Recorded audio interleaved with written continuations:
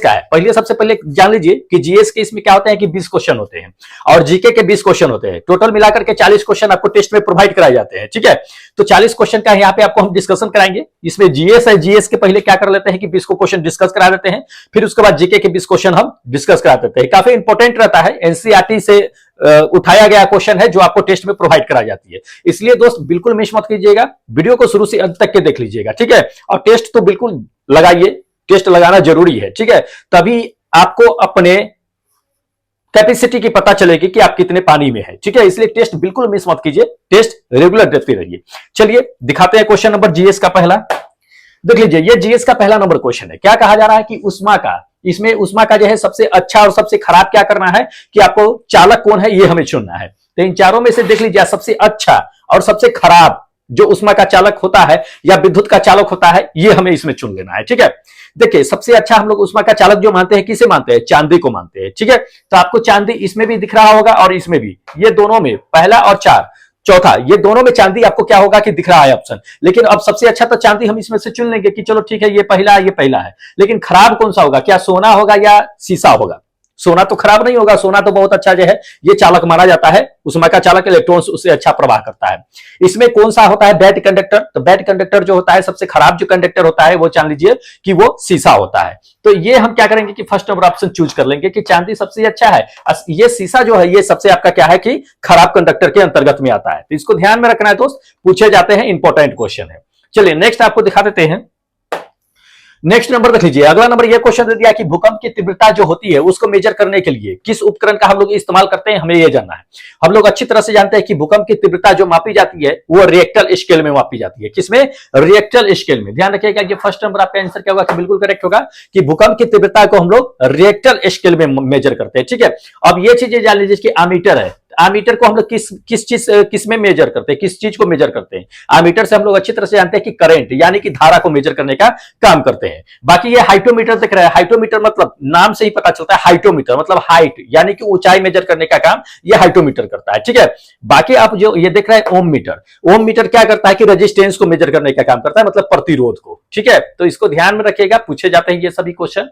चलिए next number देख लीजिए, अगला नंबर यह दे दिया है कि मुद्रा शास्त्र। मुद्रा शास्त्र जो होता है वो किसका अध्ययन होता है ये जानना है। देखिए मुद्रा शास्त्र नाम से ही पता चलता है कि मुद्रा यानी कि पैसे का जो है क्या होता है कि यहाँ पे अध्ययन किया जाता है, मतलब क्वाइंस, पैसे जो होते हैं सो। ठीक है, तो ये फर्स्ट नंबर आपका आंसर बिल्कुल करेक्ट होगा। क्वाइंस, क्वाइंस का स्टडी जो होता है आपका मुद्रा शास्त्र कहलाता है। ठीक है, चलिए एस चंद्रशेखर के बारे में दे दिया है क्वेश्चन कि एस चंद्रशेखर साहब जो थे उन्हें जो है वो किस फील्ड से जुड़े हुए थे, हमें यह जानना है। ठीक है, देखिए एस चंद्रशेखर कहने का मतलब क्या होता है, उनका पूरा नाम क्या होता है? सुब्रमण्यम शेखर है। ठीक है, क्या है नाम? सुब्रमण्यम शेखर है। ठीक है, ये सीवी रमन साहब को जानते होइएगा जो रमन इफेक्ट दिए थे, उन्हें जो 1930 में नोबेल पुरस्कार भी दिया गया था। ठीक है, 1928 ईस्वी में जो है क्या किए थे कि वो रमन साहब जो है रमन इफेक्ट का जो है खोज किए थे। तो ये रमन साहब जो थे वो चाचा थे ये एस रमन साहब। एस रमन जो है सुब्रमण्यम रमन साहब, ये जान लीजिए कि अमेरिका में थे। ये अमेरिका के लिए साइंटिस्ट थे तो जन्म भारत में ही, लेकिन अमेरिका के लिए ये काम करते थे। लेकिन इन्हीं के जो है चाचा सीवी रमन साहब ये इंडिया में काम करते थे। ठीक है, अब थोड़ा समझ लीजिए कि आखिर ये सीवी रमन कह रहे हैं एस चंद्रशेखर सुब्रमण्यम शेखर साहब जो थे वो किस फील्ड से जुड़े हुए थे? दोस्त वो जो थे खगोल भौतिकी से जुड़े हुए थे। किसे? खगोल भौतिकी से, एस्ट्रोफिजिकल जिसको कहते हैं। ठीक है, ये आपका फोर्थ नंबर आंसर बिल्कुल करेक्ट होगा। इन्हें भी क्या हुआ था कि अमेरिका में नोबेल पुरस्कार से सम्मानित किया गया था। ठीक है, 1983 ईस्वी के आसपास में। सीवी रमन साहब को जो है 1930 ईस्वी में।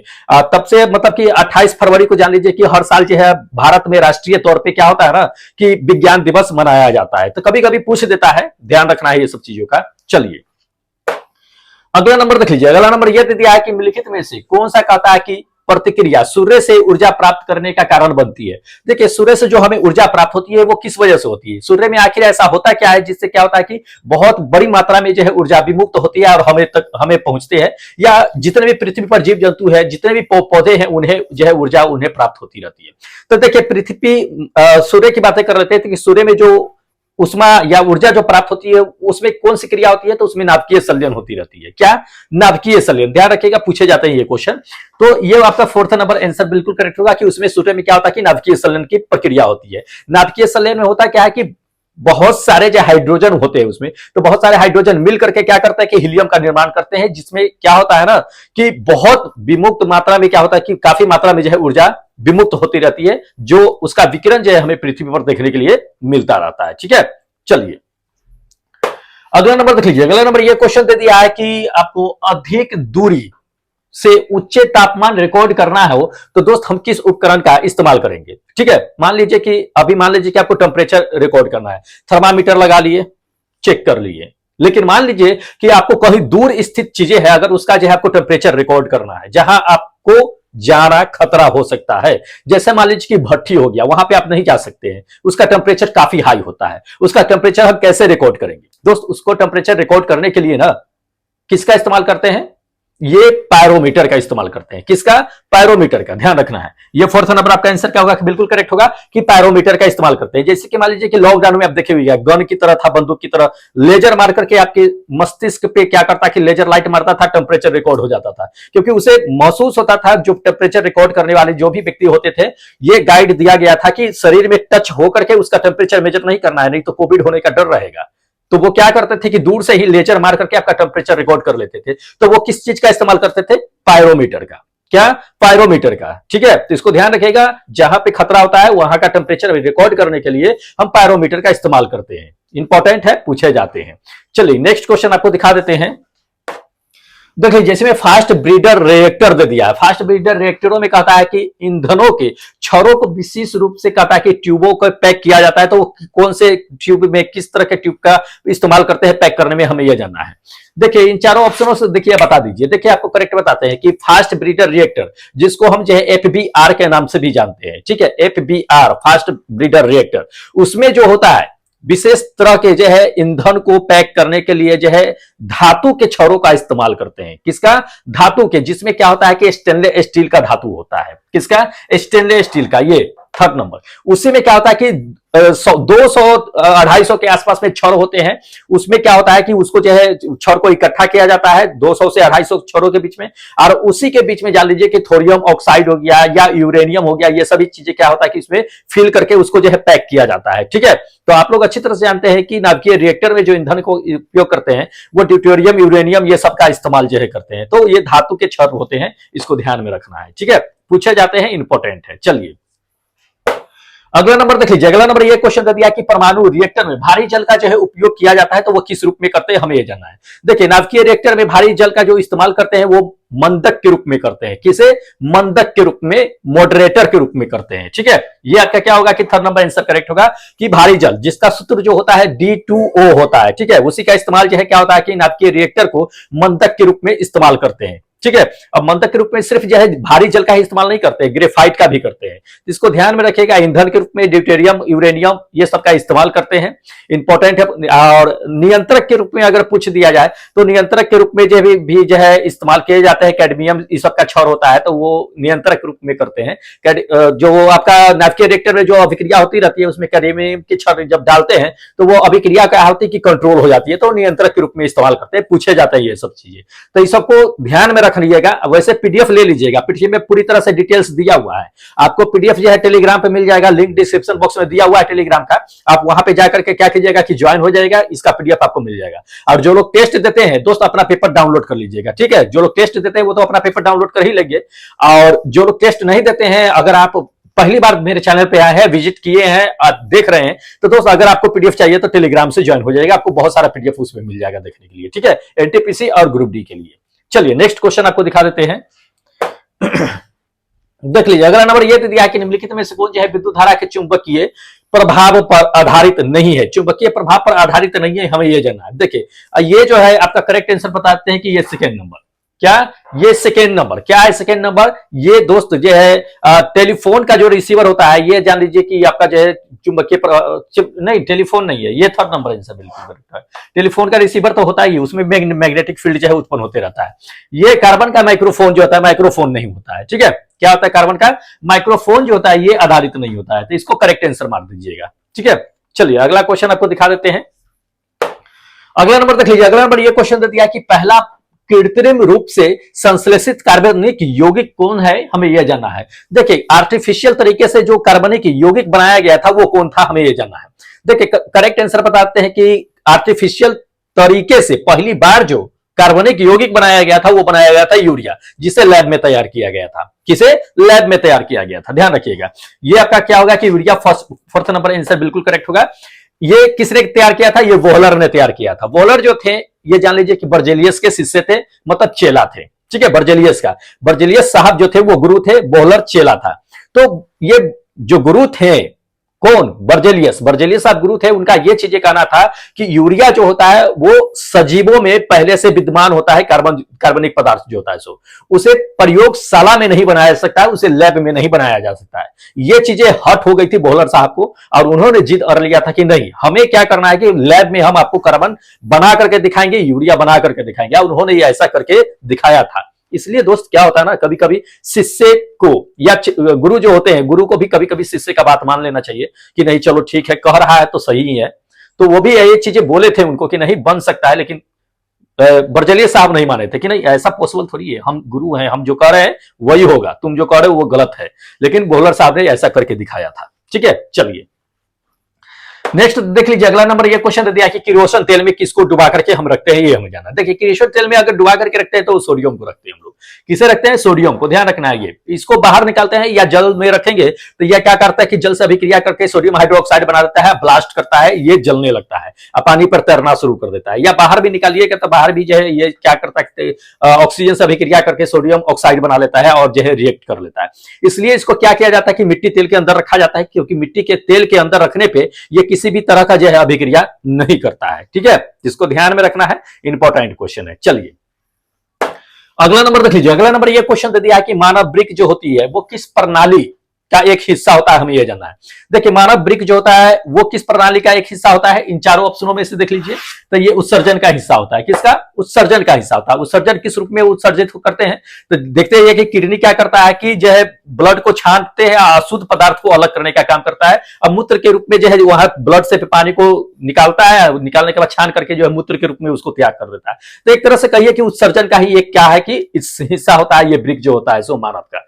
इंपॉर्टेंट है, पूछे जाते हैं। चलिए अगला नंबर देख लीजिए। अगला नंबर दे दिया है कि पानी में अगर एक कोई उत्तल लेंस अगर डूबा हुआ है तो उसके जो है फोकस दूरी में क्या परिवर्तन होगा, ये जानना है। जैसे मान लीजिए कि उत्तल लेंस है, उसको हवा में रख दीजिए, उसको एक पानी में डुबा दीजिए, तो हवा में उसका जो फोकल लेंथ होगा और पानी में डूबा हुआ फोकल लेंथ, दोनों में क्या आपको अंतर देखने के लिए मिलेगा। अंतर यह देखने के लिए मिलेगा कि जिसको हम पानी में डुबा दिए हैं उसका फोकल लेंथ क्या होता है कि बढ़ जाता है। क्या होता है, बढ़ जाता है। हवा में जो रहता है उसकी अपेक्षा पानी में रखा हुआ लेंस का जो है फोकल लेंथ बढ़ जाता है। तो इसको ध्यान रखिएगा, अधिक हो जाता है पानी में रखा हुआ। ये आपका फर्स्ट नंबर आंसर बिल्कुल करेक्ट होगा कि अधिक हो जाता है। हवा में कम होगा लेकिन पानी में डालते ही उससे अधिक हो जाता है, ठीक है। चलिए हाँ अगला नंबर देख लीजिए कि माँ के ये भ्रूण जो होता है, ये माँ के क्या होता है कि ना कि गर्भ में क्या होता है कि भ्रूण जो है माँ के गर्भ में पोषण करता है, तो ये क्या करता है कि रक्त के माध्यम से क्या करता है कि अपना भोजन प्राप्त करता है। तो उसे जो हम लोग क्या कहते हैं, हमें ये जानना है। देखिए भ्रूण जो अपना भोजन माँ के गर्भ में प्राप्त करता है उसे हम लोग प्लेसेंटा कहते हैं। अब प्लेसेंटा से ही क्या होता है कि जो वो भ्रूण का अपना भोजन जो है पोषण जो है प्राप्त करते रहता है, ठीक है। तो ये चीजें जान लीजिए। जैसे कि मान लीजिए कि माँ कोई भी चीज अगर खाती है तो उसका जो है इसका इस पर हमने क्या किया है कि एक वीडियो भी बना दिया है 5-6 मिनट का, आप जाकर के देख लीजिएगा, ठीक है। ये माँ क्या करती है कि जो भी चीजें खाती है उसका जो है क्या होता है ना कि प्रोटीन्स जो होते हैं या न्यूट्रिएंट्स या कार्बोहाइड्रेट जो भी होते हैं वो प्लेसेंटा में जाकर जमा हो जाती है। अब प्लेसेंटा के माध्यम से क्या होता है कि भ्रूण को जो है ये पोषण प्राप्त होता रहता है, वो भी डायरेक्ट ब्लड में, ठीक है। जिसको ध्यान में रखना है, इंपॉर्टेंट है, पूछे जाते हैं ये चीजें। तो प्लेसेंटा आपका क्या होगा कि ये थर्ड नंबर जो है आंसर बिल्कुल करेक्ट आंसर होगा। चलिए अगला क्वेश्चन आपको दिखा देते हैं, देखिएगा। हाँ ऑक्जेलिक एसिड है, ऑक्जेलिक अम्ल जो होता है उसका प्राकृतिक स्रोत कहां पे होता है, हमें ये जानना है। तो इन चारों में से देख लीजिए, बताइए कि प्राकृतिक स्रोत कहां होता है ऑक्जेलिक एसिड का। ऑक्जेलिक एसिड जानते होइएगा ना कि अगर कोई दाग भी लग जाता है तो ऑक्जेलिक एसिड से क्या होता है कि आसानी से छूट जाता है। तो उसका प्राकृतिक स्रोत कहां होता है, कहां पे सबसे अधिक मात्रा में पाई जाती है, कहां से हम लोग प्राप्त करते हैं। देखिए आपको करेक्ट आंसर बताते हैं कि आप टमाटर जानते होइएगा, टोमेटो, ठीक है। टमाटर ये सेकेंड नंबर। टमाटर में भरपूर मात्रा में क्या होता है कि ऑक्जेलिक एसिड पाई जाती है, ठीक है। उसका अगर मान लीजिए कि आपके शर्ट उट पर अगर दाग लग गया है ना तो टमाटर को रगड़ दीजिए, दाग आराम से निकल करके बाहर आ जाएगा, ठीक है। तो ऑक्जेलिक एसिड पाई जाती है, ऑक्जेलिक एसिड से दाग जो है धब्बे जो है छोड़ाने में मदद करती है। क्या टमाटर में ही सिर्फ ऑक्जेलिक एसिड पाई जाती है प्राकृतिक स्रोत में? नहीं, जितने भी फलीदार पौधे होते हैं टमाटर के साथ बताते हैं, चाहे वो मिर्ची का पौधा हो, चाहे जो है टमाटर का पौधा हो या कोई भी पौधा हो, जितने फलीदार पौधे होते हैं उस सभी में ऑक्जेलिक एसिड की मात्रा पाई जाती है। तो इसको ध्यान में रखिएगा, पूछे जाते हैं, इंपॉर्टेंट है। चलिए अगला नंबर देख लीजिए। अगला नंबर दे दिया है कि किस उपकरण में, कहता है कि पॉजिटिव और नेगेटिव जो है चिन्ह नहीं होते हैं, हमें यह जानना है। तो पॉजिटिव नेगेटिव चिन्ह किसमें नहीं होता है, हमें यह जानना है। देखिए आपको देख लेते हैं एक बार कि इसमें दे दिया कि आमीटर, आमीटर में भी आप देखिएगा ना, तो आमीटर में भी प्लस और नेगेटिव माइनस जो है दिया रहता है, तो इसमें तो होता ही है। ठीक है, दूसरा नंबर देख लीजिए, दे दिया वोल्ट मीटर, वोल्ट मीटर में भी प्लस माइनस दिया हुआ रहता है, ध्यान रखना ये चीजें। तीसरी नंबर देख लीजिए क्वाइल, क्वाइल जो होता है क्वाइल में किसी तरह का प्लस माइनस जो चिन्ह नहीं दिया जाता है। क्वाइल आपका क्या होगा कि बिल्कुल करेक्ट आंसर होगा। बाकी ये फोर्थ नंबर जो देख रहे हैं दोस्त, ये फोर्थ नंबर विद्युत सेल, बैटरी देखे हुईगा, एक प्लस एक माइनस रहता है, इसमें भी दिया हुआ, तो इसमें भी रहता है। ये वाला जो है इसमें नहीं रहता है क्वाइल में। क्वाइल जो होता है वो क्या होता है कि एक तांबे की लपेटा हुआ एक कुंडली होता है, उसमें किसी तरह का पॉजिटिव या नेगेटिव नहीं दिया जाता है। ठीक है, चलिए अगला नंबर देख लीजिए। अगला नंबर ये दे दिया है कि जब क्या है कि बिलियन क्या, ये आपका दे दिया कि लिटमस बिलियन न तो अम्लीय हो न तो क्षारीय हो, तब उसका रंग कैसा होगा ये हमें जानना है। देखिए जर्नली आप जानते हो कि लिटमस पत्र जो होता है वो नीला या लाल कलर का होता है, दो कलर का होता है, लेकिन इसमें आपको दे दिया है कौन से कलर का होता है, अम्लीय। अगर ये आपका क्या होगा कि बिलियन होगा तो अम्लीय नहीं दे दिया है ना, न अम्लीय हो न क्षारीय हो, मतलब उदासीन हो। उदासीन में आपको किस तरह का कलर होगा लिटमस पत्र ये जानना है। जैसे कि हम लोग जानते हैं ना कि अगर लिटमस पत्र पर अम्ल अगर डालते हैं तो वो नीला को लाल कर देता है, या क्षार अगर डालते हैं तो लाल को वह नीला कर देता है, यही दो जानते हैं हम लोग। लेकिन अगर मान लीजिए कि अम्लीय हो, न आपका जो है क्या मतलब न अम्लीय हो न क्षारीय हो, मतलब उदासीन हो, उस कंडीशन में लिटमस पत्र का कलर क्या होगा दोस्त। उस कंडीशन में जान लीजिए कि लिटमस पत्र का जो कलर होता है वो वायलेट कलर होता है, क्या होता है, बैगनी कलर का रहता है, ध्यान रखना है। ये आपका थर्ड नंबर आंसर क्या होगा कि बिल्कुल करेक्ट होगा कि वायलेट कलर का होता है, बैगनी कलर का होता है। चलिए अगला दिखाते हैं क्वेश्चन। हाँ, टिंडल प्रभाव, टिंडल प्रभाव जो है वो किस घटना को प्रदर्शित करता है, इसमें से हमें यह बता दीजिए। देखिए टिंडल प्रभाव जो होता है किस घटना को प्रदर्शित करता है, आप लोग जानते हैं कि टिंडल प्रभाव किसे कहते हैं दोस्त। टिंडल प्रभाव उसे कहते हैं जब मान लीजिए कि कोई बीकर या बोतल में क्या होता है कि पानी रखे होते हैं, उसमें क्या होता है कि छोटे छोटे कोलाइडी कण होते हैं। जब उस पर क्या करते हैं कि लाइट मारते हैं या टॉर्च मारिए, किसी तरह का लाइट मारिए, तो वो लाइट क्या करता है कि उसमें कोलाइडी कण जो होते हैं उसमें तैरते रहते हैं, उसमें प्रकाश पड़ने के बाद क्या करता है, प्रकाश को फैला देने का काम करता है। और यही घटना जो होता है वो टिंडल प्रभाव कहलाता है। ये टिंडल प्रभाव जो है इसका खोज जो है सबसे पहले टिंडल साहब ने ही किया था, जान लीजिए ये चीजें उन्होंने ही अपने नाम पे इसको टिंडल प्रभाव रख दिया था। ठीक है, अब ये चीजें जान लीजिए कि ये जो घटना होती है वो किसे प्रदर्शित करती है। ये घटना जो होता है वो प्रकाश के प्रकीर्णन को, तो स्कैटरिंग ऑफ लाइट को जो है क्या करता है, प्रदर्शित करता है, ध्यान रखिएगा। ये फोर्थ नंबर, क्योंकि स्कैटरिंग प्रकाश का प्रकीर्णन जो होता है कुछ इसी तरह से होता है कि मान लीजिए कि कोई भी प्रकाश किरण कहीं भी किसी भी सतह पर पड़ती है, वहां से प्रकाश जब चारों ओर बिखरती है या फैलती है तो उस घटना को जो है प्रकाश का प्रकीर्णन कहलाता है। यही सेम घटना आपको जो है टिंडल प्रभाव में भी देखने के लिए मिलेगा। इसलिए टिंडल प्रभाव जो होता है एक तरह का जो है जान लीजिए कि प्रकाश के प्रकीर्णन को प्रदर्शित करता है। ठीक है, तो पूछे जाते हैं, इंपॉर्टेंट क्वेश्चन है। चलिए अगला नंबर देख लीजिए कि एल्युमिनियम दे दिया कि एल्युमिनियम पर जो मोटी ऑक्साइड जो है परत बनाते हैं उस प्रक्रिया को क्या कहते हैं, हमें यह जानना है। देखिए एल्युमिनियम पर जो मोटी परत ऑक्साइड, जैसे कि मान लीजिए कि आपको लोहा होता है, लोहा पे क्या करते हैं कि हम जस्ता का जो है एक मोटी परत बैठा देते हैं इलेक्ट्रोलाइसिस के द्वारा।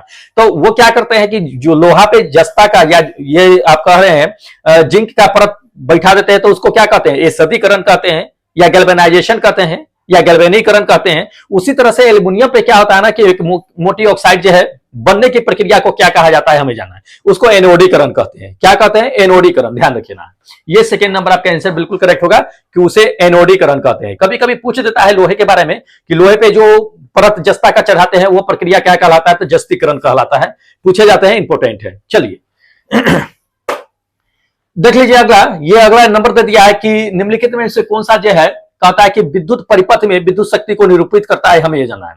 देखिए विद्युत शक्ति को जो निरूपित करता है दोस्तों वो होता है आई स्क्वायर आर। क्या होता है, आई स्क्वायर आर। ये आपका क्या होगा कि बिल्कुल करेक्ट आंसर होगा first number, I square R. ये विद्युत शक्ति को क्या करता है कि निरूपित करने का काम करता है। ठीक है, चलिए तो दोस्त ये थे आपके जीएस के क्वेश्चन थे। अब यहां से क्या है कि जीके के क्वेश्चन चलेंगे। 20 जीएस के हमने क्वेश्चन बता दिए हैं। अब यहां से आपका क्या है कि जीके के 20 क्वेश्चन है। ठीक है, तो जीके के क्या करते हैं कि 20 क्वेश्चन आपको हम दिखाते चलते हैं दोस्त, बने रहिएगा अंत तक के, क्योंकि काफी इंपॉर्टेंट और काफी सिलेक्टेड एनसीईआरटी से दोस्त क्वेश्चन हम उठा करके आपको देते हैं। और एनसीईआरटी से ही आप देखे हैं कि एएलपी या टेक्नीशियन का जो एग्जाम हुआ था वो एनसीईआरटी से ही दोस्त पूछे गए थे। इसलिए दोस्त बिल्कुल मिस मत कीजिएगा, शुरू से अंत तक के जो है सभी को देख लीजिएगा। आप पीडीएफ लेके तो पढ़ ही लीजिएगा टेलीग्राम से ज्वाइन होकर के, ठीक है।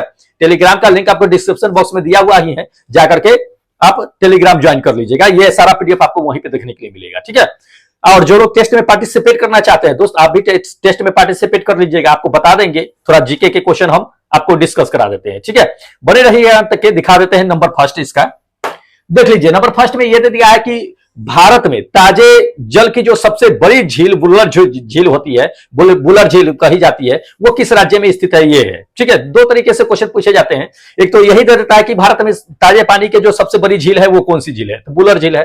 उसके बाद जो है वो किस राज्य में स्थित है, हमें यह जानना है, तो वो जो है जम्मू कश्मीर में स्थित है। कहां? जम्मू कश्मीर में। ध्यान रखिएगा, ये सेकेंड नंबर आपका आंसर क्या होगा कि बिल्कुल करेक्ट होगा कि जम्मू कश्मीर में बुलर झील है। अब थोड़ा सा ये जान लीजिए कि बुलर झील क्या पूरे दुनिया का, पूरे वर्ल्ड का जो है सबसे बड़ा झील माना जाता है? नहीं, एशिया का ये दूसरा सबसे बड़ा बुलर झील माना जाता है, भारत का ये सबसे बड़ा बुलर झील माना जाता है। यहाँ पे बहुत सारे जो है इस झील में आपको जो है पक्षी यह है जीव देखने के लिए मिलेगा, ठीक है। वैसे जान लीजिए कि यहाँ पे 8,000 से भी ज्यादा जो है मछुआरे यहाँ पे मछली मारने का काम करते हैं, ठीक है, बुलर झील में। तो इंपॉर्टेंट है, पूछे जाते हैं, याद रखिएगा। चलिए अगला नंबर देख लीजिए। अगला नंबर यह दे दिया है कि चीन का जो शोक होता है वो किस नदी को कहा जाता है, हमें यह जानना है। दोस्त हम लोग अच्छी तरह से जानते हैं कि चीन का जो शोक कहते हैं उसको हम किसे कहते हैं? हांगहो नदी को कहते हैं। किसे? हांगहो नदी को। ध्यान रखिएगा, ये आपका क्या होगा कि थर्ड नंबर आंसर बिल्कुल करेक्ट होगा। इस हांगहो नदी को जान लीजिए कि पीली नदी के नाम से भी चीन में जाना जाता है। क्या जाना जाता है? पीली नदी। हो सकता है कि आपको हांगहो नदी ना दे दे, हो सकता है कि आपको पीली नदी भी दे दे, तो कोई दिक्कत नहीं है, पीली नदी दे दे चाहे कोई भी दे दे, कोई फर्क नहीं पड़ता है। ये हांगहो नदी जान लीजिए कि आपको जो है पहाड़ों से जो है 4,000 नहीं कहिए, एक तरह से कहिए 4,600 मीटर की ऊंचाई से शुरू होती है ये हांगहो नदी जो होती है सो, ठीक है। तो चीन के लिए ये कभी कभी जो है फायदेमंद भी हो जाती है, जब फसल उसल होती है उस समय, तो उस समय जो है आपको कभी कभी ये इसके लिए खुशी भी होती है चीन के लिए, और कभी कभी शोक ही होती है, इतना बाढ़ आ जाती है कि जो है पूरे खत्म कर देती है, इसलिए चीन का शोक कहा जाता है, ठीक है। जैसे कोसी नदी हो गया, बिहार का शोक कहा जाता है कोसी नदी को। कोसी नदी में जब बाढ़ आती है तो पूरा फसल जो है बर्बाद करके चली जाती है, तो कोसी नदी को जो है बिहार का शोक कहा जाता है। कभी कभी पूछता है ये चीजें, तो इस सबको थोड़ा सा ध्यान में रखिएगा। चलिए अगला नंबर देख लीजिए। अगला नंबर दे दिया है कि श्रीलंका को पहले किस नाम से जानते थे, हमें ये जानना है। देखिए श्रीलंका को पहले किस नाम से जानते थे दोस्त? सिलोन। किस नाम से जानते थे? सिलोन के नाम से जानते थे। इंपॉर्टेंट है, पूछे जाते हैं ये क्वेश्चन। तो ये आपका क्या होगा कि फर्स्ट नंबर आंसर बिल्कुल करेक्ट होगा कि सिलोन के नाम से जानते थे। अब जान लीजिए कि पहले तो प्राचीन, मतलब प्राचीन नहीं कह सकते हैं कि पहले के समय में जो है श्रीलंका को सिलोन के नाम से जानते थे, लेकिन सिलोन से पहले श्रीलंका, सिलोन के बाद जो है श्रीलंका नाम कब पड़ गया था ये जानना है। देखिए सिलोन के बाद जो है श्रीलंका का नाम जो है कब पड़ गया था? 1972 के बाद जो है सिलोन का नाम बदल करके जो है श्रीलंका रख दिया गया था, ठीक है। 1972 के बाद जो है श्रीलंका बन गया था, नहीं तो 1972 से पहले जो है सिलोन नाम था, ठीक है। इसको ध्यान में रखिएगा।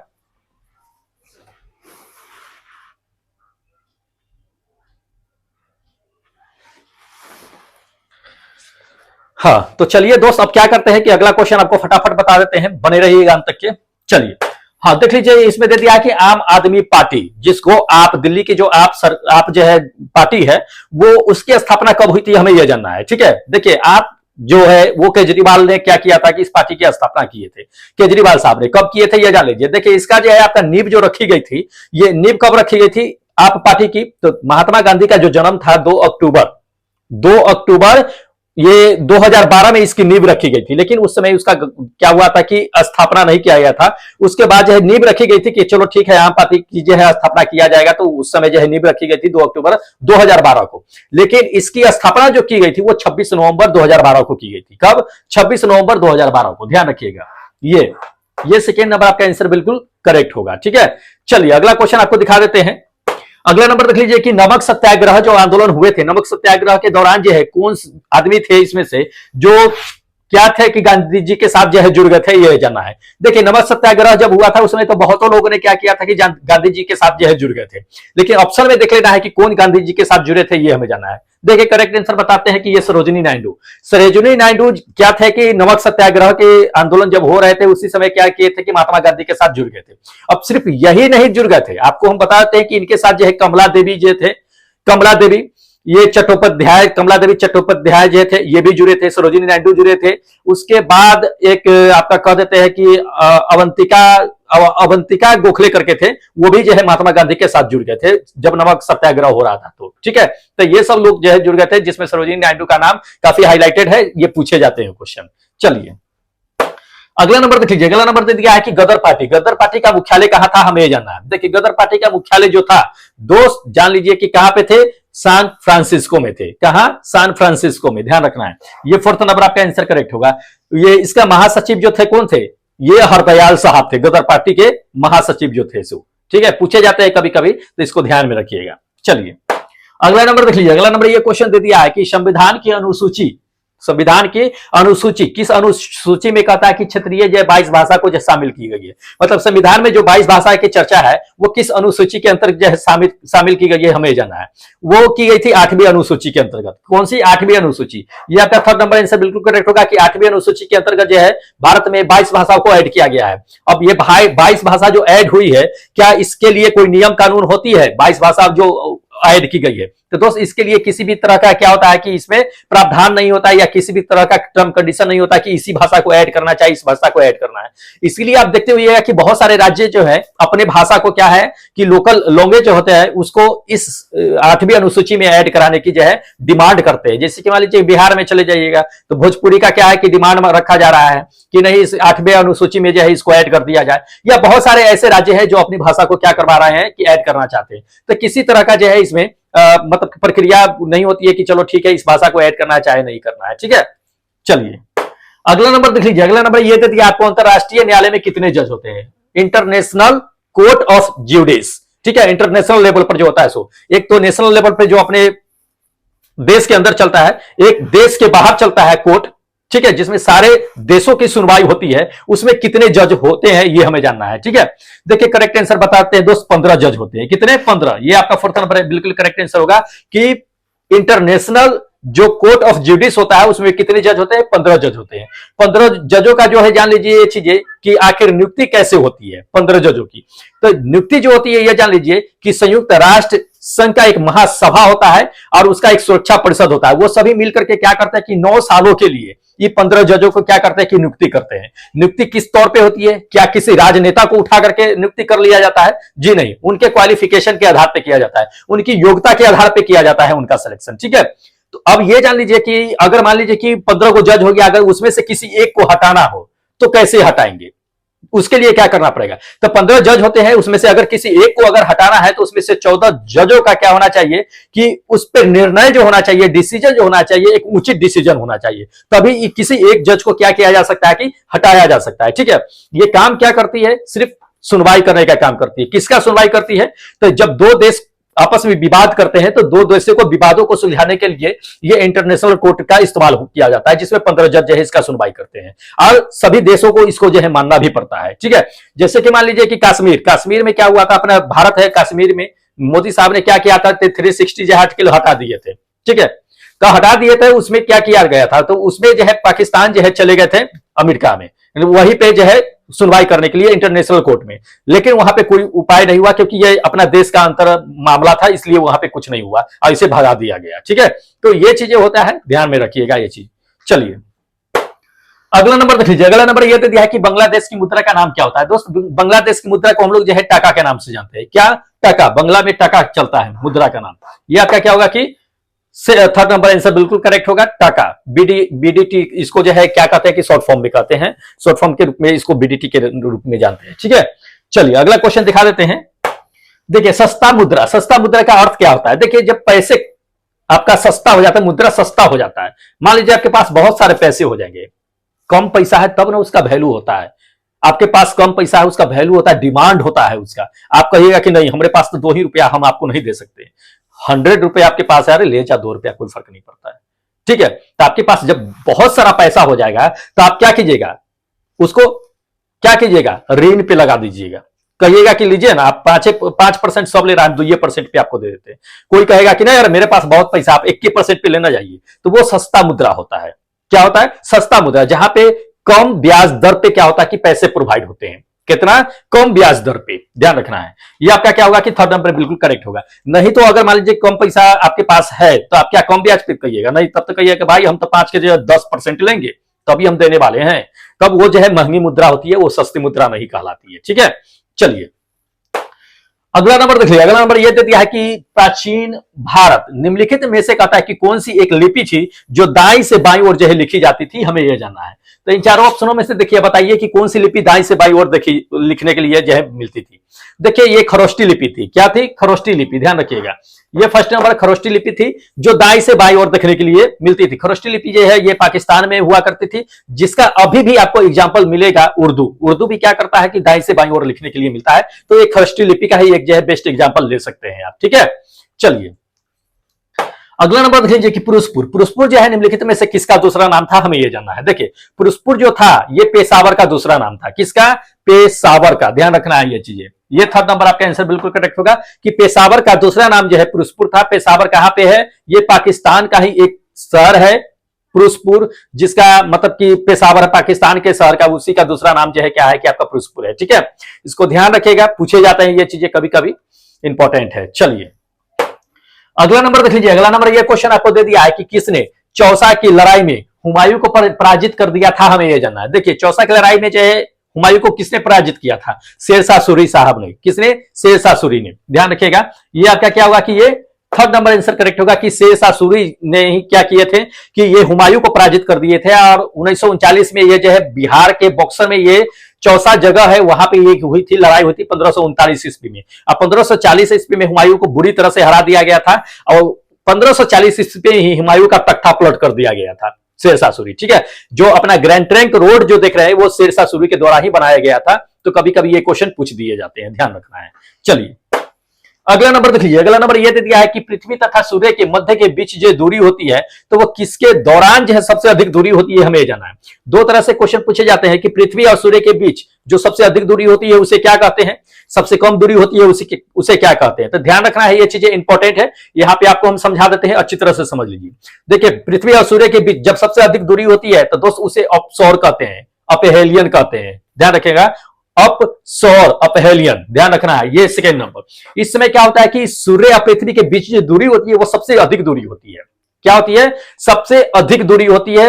ये कितना दूरी होती है? 152 मिलियन किलोमीटर दूर जो है पृथ्वी सूर्य से दूर होती है। 152 मिलियन किलोमीटर दूर, ध्यान रखिएगा।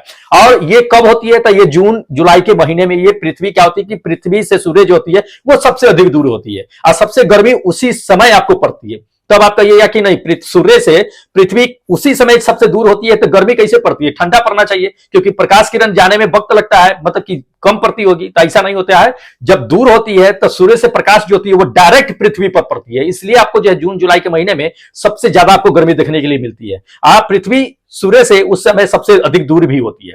सबसे नजदीक कब होती है? सबसे नजदीक को अपहेलियन कहा जाता है, उपसौर कहा जाता है, ये जब नजदीक होती है तो। ठीक है, इस समय जो होता है क्या होता है कि नवंबर से दिसंबर के समय में जान लीजिए कि पृथ्वी जो होता है वो सूर्य के सबसे नजदीक में होती है, तब आपको ठंड महसूस होती है। तब उल्टा कहिएगा कि अब ऐसा कैसा होता है, तो ऐसा ही होता है, जब पृथ्वी सूर्य के सबसे करीब होती है तब आपको ठंड महसूस होती है, सबसे दूर होती है तो सबसे अधिक गर्मी महसूस होती है। जब नजदीक होती है तो सूर्य का किरण जो होता है पृथ्वी पर वो तिरछी पड़ती है, डायरेक्ट नहीं पड़ती है, तिरछी पड़ती है। इसलिए हमें ज्यादा क्या होती है कि गर्मी महसूस नहीं होती है। उस समय पृथ्वी जो होता है सूर्य से लगभग 147 मिलियन किलोमीटर दूर स्थित होती है और सबसे अधिक में 152 मिलियन किलोमीटर दूर होती है। इसको ध्यान में रखिएगा, पूछे जाते हैं ये क्वेश्चन। ठीक है, चलिए अगला नंबर देख लीजिए। अगला नंबर आपको दे दिया है कि विश्व की सबसे गहरी खाई मरियाना ट्रेंच जो होते है, मरियाना ट्रेंच, वो किस महासागर में स्थित है ये हमें बताना है। देखिए हम लोग अच्छी तरह से जानते हैं मरियाना ट्रेंच जो है वो कहां है? प्रशांत महासागर में है। कहां है? प्रशांत महासागर में। ये फर्स्ट नंबर, प्रशांत महासागर में ये सबसे, या कहिए कि दुनिया का सबसे गहरा जो है खाई है मरियाना ट्रेंच जो है। सो इसको जब देखिएगा ऊपर से तो आपको एक अर्ध चांद की तरह जो है गड्ढा दिखाई देगा। ठीक है, इसकी गहराई देखिएगा तो गहराई दोस्त 11 किलोमीटर गहराई तक के है, ये 11 किलोमीटर गहराई है। अब बहुत बड़ा जो है खाई है ये मरियाना, प्रशांत महासागर जो है मरियाना ट्रेंच जो है। सो ठीक है, तो पूछे जाते हैं, इंपॉर्टेंट है। चलिए अगला नंबर देख लीजिए, अगला नंबर ये दे दिया है कि नवीन जलोढ़ मिट्टी को अन्य किस नाम से जानते हैं, हमें ये जानना है। देखिए नवीन जलोढ़ मिट्टी, जो बाढ़ के द्वारा जो मिट्टी लाई जाती है उसे नवीन जलोढ़ मिट्टी कहा जाता है, और उस नवीन जलोढ़ मिट्टी को खादर के नाम से जानते हैं। किस नाम से? खादर के नाम से जानते हैं। ये आपका फर्स्ट नंबर आंसर बिल्कुल करेक्ट होगा। ये नई मिट्टी क्या करती है कि बाढ़ जो आती है, पानी जो होती है वो नई मिट्टी को बहा करके लेकर के आती है, जो काफी उपजाऊ होती है। तभी आप देखते होइएगा कि बाढ़ जब आती है, वहां के जब पानी सूखते हैं, जब वहां पे खेती की जाती है तो उसकी उपज काफी अधिक बढ़ जाती है, क्योंकि उसमें नई मिट्टी बह करके आती है। ठीक है। और बांगर भी पूछे जाते हैं, ध्यान रखिएगा। ये बांगर, ये पुरानी मिट्टी होती है। जो नदी के द्वारा, बाढ़ के द्वारा जो मिट्टी आती है तो वो पुरानी मिट्टी होती है, उसमें कंकर बालू मिलेगा, वो उपजाऊ ज्यादा नहीं होती है। ठीक है। तो खादर और बांगर पूछे जाते हैं। तो जो पुरानी मिट्टी होती है, जो पुरानी जलोढ़ मिट्टी होती है, उसको हम बांगर कहते हैं, उसमें उपज नहीं होती है। जो नई मिट्टी होती है, पानी के द्वारा बहा करके लाई जाती है, उसको खादर कहते हैं, वो काफी उपजाऊ होती है। तो इसको ध्यान में रखना है, इंपॉर्टेंट क्वेश्चन है। चलिए नेक्स्ट क्वेश्चन आपको दिखा देते हैं। पृथ्वी राजरासो, पृथ्वी राजरासो के लेखक कौन है, हमें यह जानना। देखिए पृथ्वी राजरासो के लेखक जो है ये चंद्रबरदाई है। कौन है? चंद्रबरदाई, ध्यान रखना है, ये फर्स्ट नंबर। चंद्रबरदाई जो है ये पृथ्वी राजरासो के लेखक है। अब ये चंद्रबरदाई आखिर कौन थे जिन्होंने पृथ्वी राजरासो ये मतलब कि लिखे थे? देखिए पृथ्वी राजरासो कहने का मतलब किसका जीवनी है? ये पृथ्वीराज चौहान का जो है जीवनी का इसमें वर्णन किया गया है, जो चंद्रबरदाई ने ये जीवनी को वर्णन किए हैं। अब चंद्रबरदाई कौन थे ये जान लीजिए। चंद्रबरदाई जो थे, पृथ्वीराज चौहान जो थे, उन्हीं के अपने परम मित्र थे, जो बचपन से साथ में बड़े हुए थे। ठीक है। तो उनके बारे में, जीवन के बारे में, पृथ्वीराज चौहान के बारे में, जीवन के बारे में जो है पूरा लिखा करते थे। वो एक तरह से कहिए तो कवि भी थे। ठीक है। तो उन्होंने ही चंद्रबरदाई, मतलब कि ये पृथ्वी राजरासो जो है चंद्रबरदाई साहब ने ही लिखे थे। ठीक है। अब ये जान लीजिए कि वो पोएट्री भी थे। जब युद्ध पे जाते थे तो सैनिकों को क्या करते थे कि कविता सुनाते थे, और वो मतलब प्रोत्साहित करने वाला कविता सुनाया करते थे। जैसे हम लोग होते हैं ना कि एकदम हौसला बढ़ाने वाला जो है शायरी सुना देते हैं, तो जवानों में क्या आता है कि सैनिकों में जो है जोश बढ़ जाता है कि चलो अब छोड़, अभी के अभी लड़ लेंगे। तो उसी तरह से वो भी करते थे कि कविता सुना दिया करते थे पृथ्वीराज चौहान के, ठीक है, सैनिकों को। तो एक कवि थे, बचपन के दोस्त थे ये। चलिए हाँ देख लीजिए, बीमर। बीमर कहता है कि शब्द का प्रयोग जो है किस खेल में किया जाता है, हमें ये जानना है। देखिए बीमर शब्द का प्रयोग जो है अच्छे जानते हैं, सब लोग अच्छी तरह से जानते हैं। जो लोग क्रिकेट देखे होंगे उन्हें पता होगा कि क्रिकेट में जो है क्या होता है कि बीमर शब्द का जो है इस्तेमाल किया जाता है। किसका? बीमर शब्द का क्रिकेट में इस्तेमाल किया जाता है। अब कहां पे किया जाता है ये जान लीजिए। जो लोग क्रिकेट के प्रेमी नहीं होंगे उन्हें शायद पता ना होगा, लेकिन मुझे लगता है कि 100 में जो है आपका 75% ऐसे लोग हैं जो क्रिकेट के शौकीन होते हैं। क्रिकेट में क्या होता है कि बीमर का इस्तेमाल किया जाता है। हम भी क्रिकेट के प्रेमी नहीं है, हम भी क्रिकेट नहीं देखते हैं, ठीक है, लेकिन थोड़ा सा हम जानते हैं इसकी चीज में कि बॉल जो होता है वो कमर के जब ऊपर आती है, जो बाउंसर बॉल फेंका जाता है कमर के ऊपर जब आती है, तो वो क्या होता है कि वो जो है चोटीला होता है, सर पे चोट लगने की जो है हो सकता है कि आपको जो है ये मतलब कि चोट लग सकता है। तो वैसे बॉलों को क्या कहा जाता है कि जो है आपको ये बीमर कहा जाता है, ठीक है, जो काफी क्या होता है कि खतरनाक बॉल होता है। तो उसे एम्पायर कहता है, एम्पायर जो है इशारा करता है कि ये बीमर बॉल है, यानी कि नो बॉल को क्या करता है कि इशारा करके उसको हटा दिया जाता है और उसके बदले दूसरा बॉल कहता है करने के लिए। यही बीमर होता है जो कमर के ऊपर जो है फेंका जाता है। तो इसको ध्यान में रखिएगा, इंपॉर्टेंट है। चलिए अब क्या करते हैं दोस्त कि इतने क्वेश्चन थे आप लोगों के जीके जीएस के लिए टेस्ट में जो दिए गए थे। अब क्या करते हैं कि आप लोगों को ये चीजें बता देते हैं कि दोस्त आप कहां से टेस्ट में पार्टिसिपेट कर सकते हैं, ठीक है। देखिए अगर आप एनटीपीसी या ग्रुप डी की तैयारी कर रहे हैं तो दोस्त जीके जीएस के लिए आप चैनल को सब्सक्राइब कर लीजिएगा, और टेस्ट कहां से दे सकते हैं ये आपको हम बता देते हैं। देखिए ये एप्लीकेशन है, इस एप्लीकेशन को क्या कीजिएगा कि डाउनलोड कर लीजिएगा प्ले स्टोर से, ठीक है। प्ले स्टोर से ये एप्लीकेशन देखने के लिए मिल जाएगा आपको, तो इसको डाउनलोड कर लीजिएगा। डाउनलोड करके यहीं पे क्या मिलेगा कि आपको टेस्ट मिलेगा एनटीपीसी और ग्रुप डी के लिए। तो एनटीपीसी और ग्रुप डी के लिए टेस्ट होता है, यहीं पे जाकर के क्या कीजिए कि जाकर के ज्वाइन कर लीजिए, ठीक है। और हमें इजाजत दे दीजिए, क्योंकि फिर मिलेंगे एक नए वीडियो एक नए सेट के साथ। तब तक जय हिंद दोस्तों।